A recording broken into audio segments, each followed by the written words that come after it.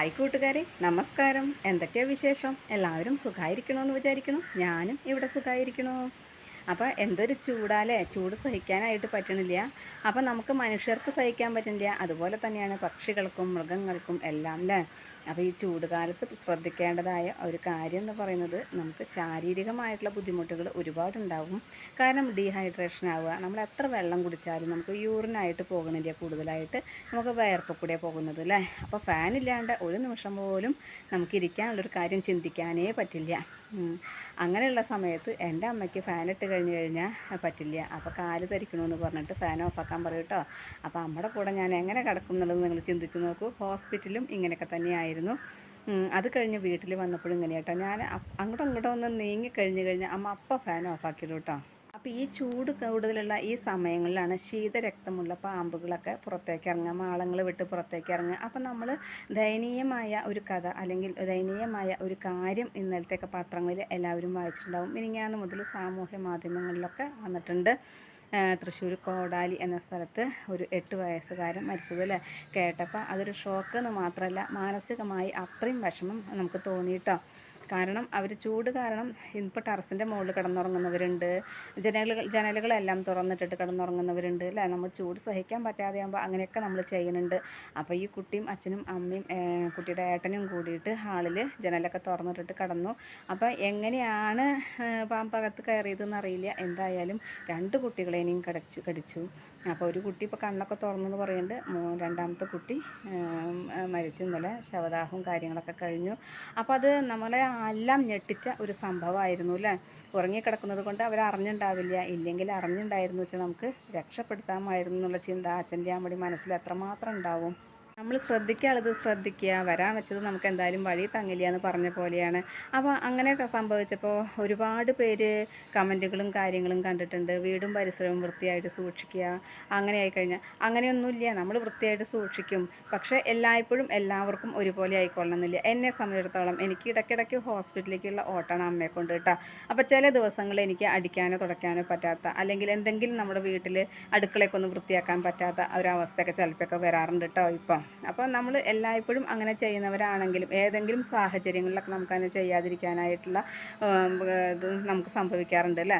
അപ്പം അങ്ങനെയൊക്കെ ഓരോരുത്തരും ജീവിത സാഹചര്യങ്ങളിൽ പറ്റുന്ന കാര്യങ്ങളാണ്. വൃത്തിയും വെടുപ്പും, വൃത്തിയിൽ നിന്നാണ് വൃത്തികേട് ഉണ്ടാവുക എന്ന് പറയും. കാരണം നമ്മുടെ വൃത്തി അല്ലെങ്കിൽ നമ്മുടെ അറപ്പ് കൊണ്ട് നമ്മൾ പലതും നേരെയാക്കാതെ വൃത്തിയാക്കാതെ ഇരുന്ന് കഴിഞ്ഞാൽ അത് കൂടുതൽ വൃത്തികേടായിട്ട് മാറിപ്പോവുകയുള്ളൂ. അപ്പോൾ നമ്മുടെ വീടും പരിസരമൊക്കെ നമ്മൾ എത്രയൊക്കെ വൃത്തിയാക്കി വെച്ചിരുന്നാലും ചിലപ്പോൾ പാമ്പുകൾ എന്ന് പറഞ്ഞു കഴിഞ്ഞാൽ അവർ മാളങ്ങളിൽ നിന്ന് പുറത്തേക്ക് ഇറങ്ങുമ്പോൾ എങ്ങനെയാണ് ഇത് കൂടെ കയറുക അല്ലെങ്കിൽ എന്താ ഒന്നും നമുക്ക് പറയാനായിട്ട് പറ്റില്ല അല്ലേ. ചിലപ്പോൾ പക്ഷികൾ പാമ്പുകളെ എടുത്ത് പറന്നു പോകുന്ന സമയത്ത് നമ്മുടെ വീടിൻ്റെ മുകളിലേക്ക്, ഇപ്പോൾ ടെറസാണെങ്കിൽ അങ്ങനെ, അല്ലെങ്കിൽ ഓടിട്ട വീടാണെങ്കിൽ അതിൻ്റെ മുകളിലേക്ക് വന്ന് വീഴാനും അവിടെ നിന്ന് വാരിച്ചരിച്ച് എങ്ങനെയെങ്കിലുമൊക്കെ എയർ ഹോൾ വഴിക്കോ, അല്ലെങ്കിൽ ഓടിട്ട വീടാണെന്നുണ്ടെങ്കിൽ പട്ടികയെ കൂടെയൊക്കെ വന്നിട്ടും വീടിൻ്റെ ഉള്ളിലേക്ക് വരാനായിട്ടുള്ള സാഹചര്യങ്ങളുണ്ട് അല്ലേ. അതുപോലെ തന്നെ പൂച്ചകളാണെങ്കിലും അതുപോലെ എന്തെങ്കിലുമൊക്കെ പിടിച്ച് പാമ്പിനെയൊക്കെ പിടിച്ചിട്ട് കൊണ്ടുവന്നിട്ട് കഴിഞ്ഞാലും അങ്ങനെയൊക്കെ സംഭവിക്കാം. ചിലപ്പോൾ നമ്മുടെ വീടിൻ്റെ ഉമ്മറത്തോ, അല്ലെങ്കിൽ ചില പൂച്ചകൾ, വളർത്തു പൂച്ചകൾ, ഒരു കഥ അങ്ങനെ കേട്ടിട്ടുണ്ട്. ബെഡ്റൂമിൽ കൊണ്ടുവന്നിട്ട് പൂച്ച പാമ്പിനിട്ടു, ആ ഒരു ബെഡിൽ വന്ന് കിടന്ന ആളെ പാമ്പ് കടിച്ചിട്ട് മരിച്ചു എന്നൊക്കെ കേട്ടിട്ടുണ്ട് കേട്ടോ. അപ്പോൾ അങ്ങനെയൊക്കെ സംഭവിക്കാം. അപ്പോൾ ഇതൊക്കെ സംഭവിക്കുന്നത് നമ്മുടെ വൃത്തികേട് കൊണ്ടല്ല, സാഹചര്യങ്ങൾ അങ്ങനെ ആയതുകൊണ്ട് സംഭവിച്ചു പോവുകയാണ്. അതുപോലൊക്കെ തന്നെയാണ് ഇപ്പോൾ ഈ കുട്ടി മരിച്ചതും അങ്ങനെയൊക്കെ തന്നെയാണ് കേട്ടോ. അപ്പോൾ അതെങ്ങനെയാണ്, ഏത് വഴിക്കാണ് വന്ന എന്താ അറിയില്ല. ജനൽ തുറന്നിട്ട് കാരണം അങ്ങനെ വരാം, അല്ലെങ്കിൽ പല രീതിയിലും വരാമല്ലോ ഇതുപോലെ. അപ്പോൾ ചിലർ പറയണത് കേൾക്കാം, നമ്മുടെ വീടിൻ്റെയൊക്കെ കട്ടില അല്ലെങ്കിൽ ഉമ്മറപ്പടിയുടെ അടിയിലൊക്കെ ചെതൽ പിടിച്ച് നിന്നിട്ടൊക്കെ പോയി കഴിഞ്ഞാൽ ഹോളായിട്ടുണ്ടാവും. അപ്പോൾ അതുകൂടെയൊക്കെ ഒരു പാമ്പിനൊക്കെ കയറി പോകാനായിട്ട് പറ്റുന്ന രീതിയിലാവും. അല്ലെങ്കിൽ വീടിൻ്റെ പുറത്ത് തറയോട് ചേർന്നിട്ട് നമുക്ക് പൊത്തുകളൊക്കെ ഉണ്ടെന്നുണ്ടെങ്കിൽ അതൊക്കെ നമ്മൾ അടയ്ക്കാനായിട്ട് ശ്രദ്ധിക്കുക. അങ്ങനെയൊക്കെ ഉണ്ടെന്നെങ്കിലും ആ പൊത്തുകൂടെയൊക്കെ പാമ്പ് പോയിട്ട് മുട്ടയിട്ട് വിരിഞ്ഞ് കഴിഞ്ഞ് കഴിഞ്ഞാൽ മുട്ടകളെല്ലാം വിരിഞ്ഞാൽ ഒരുപാട് പാമ്പുകളായി അല്ലേ. അപ്പോൾ അങ്ങനെ വരും, അങ്ങനെ വരാനും ചാൻസ് ഉണ്ട്. പിന്നെ നമ്മൾ ശ്രദ്ധിക്കാനുള്ളത് ശ്രദ്ധിക്കുക, അല്ലാതെ ഇപ്പോൾ എന്തൊക്കെ ശ്രദ്ധിച്ചാലും വരുന്നത് ചിലപ്പോൾ എന്ത് തടയാനൊന്നും പറ്റില്ല. അപ്പോൾ ഇങ്ങനത്തെ സാഹചര്യങ്ങളിലൂടെയൊക്കെ ശ്രദ്ധിക്കാൻ തന്നെ പറ്റുള്ളൂ. പിന്നെ നമ്മുടെ വീടിൻ്റെ മുകളിലേക്ക് നമ്മൾ വള്ളിച്ചെടികളും അതുപോലെ തന്നെ വീടിൻ്റെ ചുറ്റും ചെടികൾ വെക്കുന്നുണ്ടെന്നുണ്ടെങ്കിൽ അതൊക്കെ നമ്മൾ അതിനിടയിലൊക്കെ വൃത്തിയാക്കാനായിട്ടും, അതുപോലെ അതിൻ്റെ ഇടയിലൊക്കെ വന്ന് പെട്ട് കഴിഞ്ഞാൽ നമുക്കറിയില്ല. അപ്പോൾ അങ്ങനെയൊക്കെ ശ്രദ്ധിക്കുക. ഈ ചൂട് കാലത്ത് നമ്മൾ ചിലപ്പോൾ ചെടികൾക്കൊക്കെ വെള്ളം നനയ്ക്കുമ്പോൾ ആ തണുവ് തേടിയിട്ട് അതിനിടയിൽ വന്ന് കിടക്കുകയൊക്കെ ചെയ്യും അല്ലേ. അപ്പോൾ ഈ കാര്യം അങ്ങനെ. പിന്നെ ബാക്കി നമ്മുടെ ശാരീരികമായ ബുദ്ധിമുട്ടുകൾ നമുക്ക് ഇല്ലാതിരിക്കാനായിട്ട് ധാരാളം വെള്ളം കുടിക്കുക. അപ്പോൾ എപ്പോഴും നമ്മൾ വെള്ളം അടുത്ത് കരുതുക എന്ന് പറഞ്ഞ പോലെ കുപ്പിയിൽ കരുതിക്കൊണ്ട് കുഴപ്പമൊന്നുമില്ല. വീട്ടിൽ കുട്ടികളാണെങ്കിലും ആണെങ്കിലും അതുപോലെ നമ്മുടെ മധ്യപ്രായത്തിലുള്ളവരാണെന്നുണ്ടെങ്കിലും വെള്ളം കുടിക്കാനായിട്ട് ശ്രദ്ധിക്കുക.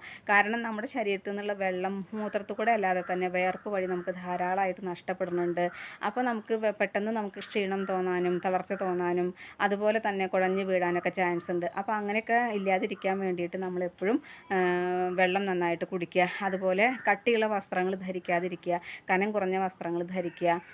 പിന്നെ കഴിയുന്നതും ഡാർക്ക് കളർ ഉപയോഗിക്കേണ്ടെന്ന് പറയും. പക്ഷേ നമ്മുടെ കയ്യിലുള്ളത് നമ്മൾ ചിലപ്പോൾ മാറി മാറി ഇടുമ്പോൾ ഡാർക്ക് കളർ. അപ്പോൾ ഇന്നിപ്പോൾ ഞാൻ കറുപ്പാട്ടിറക്കുന്നത്, അപ്പോൾ അതുപോലെ കറുപ്പൊക്കെ ചിലപ്പോൾ ഉപയോഗിക്കേണ്ടി വരും. അപ്പോൾ അങ്ങനെയൊക്കെ നമ്മൾ ഭക്ഷണത്തിലാണെങ്കിലും നമ്മൾ തണ്ണിമത്തൻ കഴിക്കാനും അതുപോലെ ഷുഗറൊക്കെ ഉണ്ടെന്നുണ്ടെങ്കിൽ ശ്രദ്ധിക്കണം കേട്ടോ.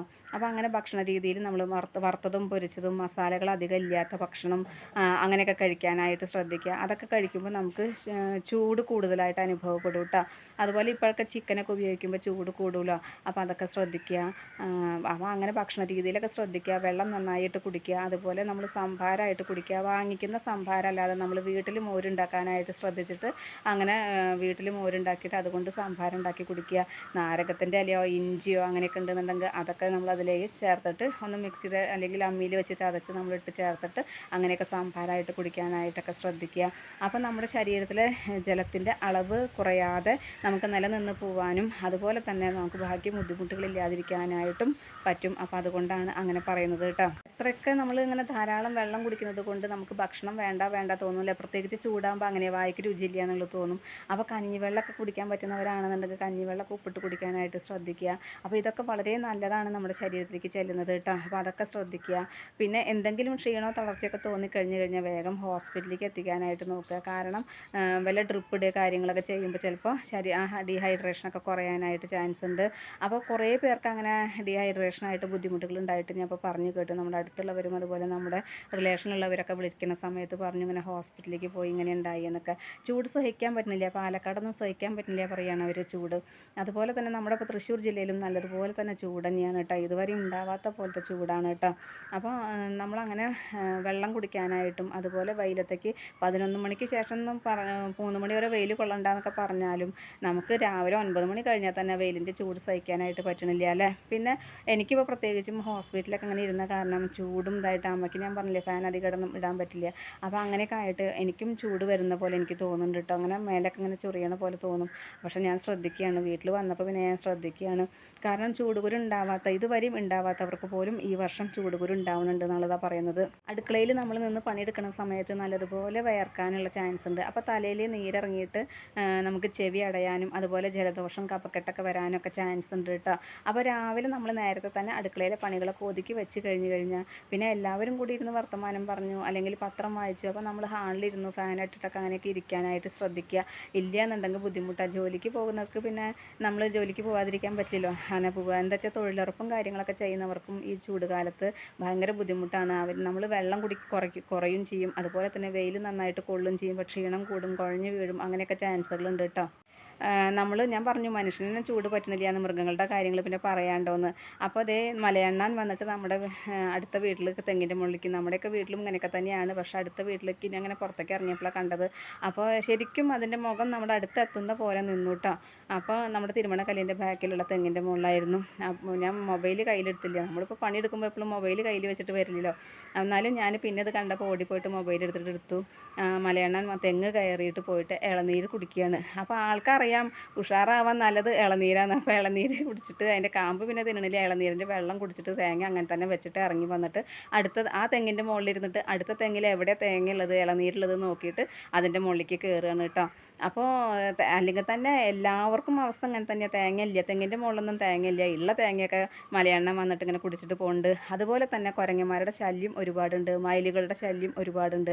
അപ്പോൾ കാട്ടിലൊക്കെ വരൾച്ചയായിട്ടും അതുപോലെ ഒന്നും തിന്നാൻ കിട്ടാതെ ആയിട്ട് അവർ നാട്ടിലേക്ക് ഇറങ്ങി തുടങ്ങി.